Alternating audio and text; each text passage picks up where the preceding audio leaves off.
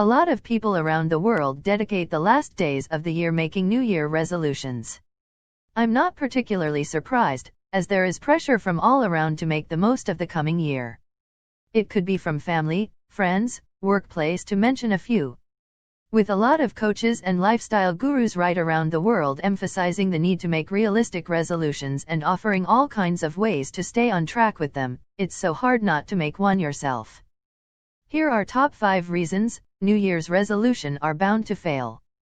But before we begin, do well to subscribe to our channel, hit the bell icon next to it to get notified when we drop awesome facts you want to know about.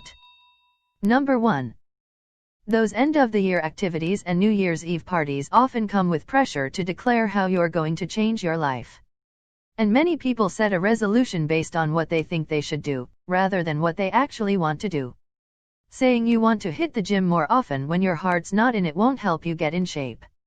In fact, a half-hearted attempt is likely to backfire.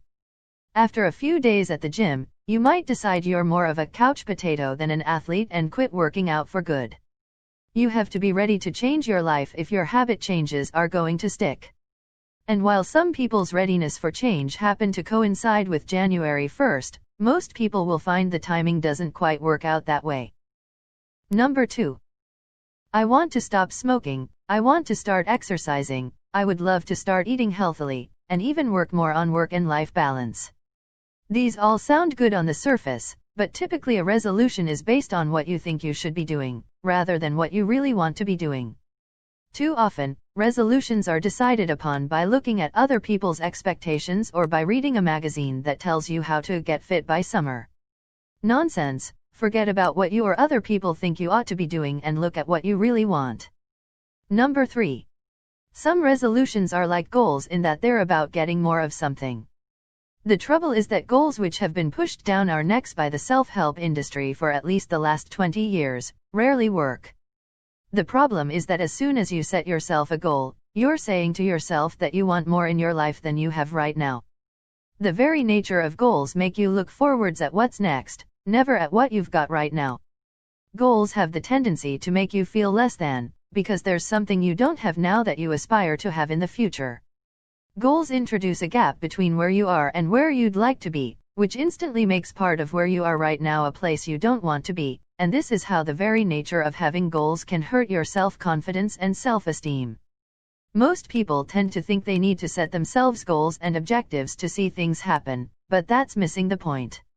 Show me a goal-hungry person and I'll show you someone who's always wanting something better to come along, someone who's convinced, albeit perhaps not consciously, that reaching their goals will lead to their happiness. Even if that person reaches a goal, it's all too likely that it lacks meaning and personal relevance, and so the hunt for meaning, relevance, and happiness goes on. Once you reach a goal, what's next? Gotta have another goal. Then another, then another. When do you get to stop and just enjoy life right where you are? The real gold and real value is in the experience, not in the end result. Number 4. Over a third of resolutions don't make it past January and over 3/4 are abandoned soon after. The reason? No commitment. The problem is that you're taking something that doesn't mean anything to you and trying to make it happen. Resolutions lack a foundation of meaning and personal relevance that makes sure they run out of steam. Sure, you might get an initial burst of motivation that gets you started, but that never lasts. Motivation is like the big rocket boosters on the space shuttle, it gives you an initial spurt of energy to get up and get moving, but it's just not sustainable. What you need is something more fundamental, more central, and more important to you. What you need is something that comes from the inside, something that's based on what's important and what matters to you. That's the only way to get behind it, have confidence in it and keep the motivation and commitment going.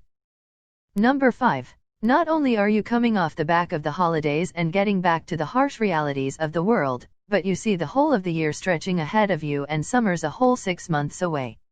It's not exactly an inspiring picture, is it? And what kind of person waits all year to make a choice about something anyway? Why wait for one particular day to make a decision, when there are 364 other equally great decision-making days available to you? So you want my advice?